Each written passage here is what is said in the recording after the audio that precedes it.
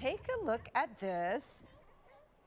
Wow. I'm going to do the sound effects. Yeah, you can see it's an unusually large colony of sea lions sliding down that beach embankment in Monterey Harbor. This is really close to Cannery Row, and they've been there for several months now. Wow. They were trying to figure out why they all came and all picked that San Carlos Beach, I think is the name of the beach.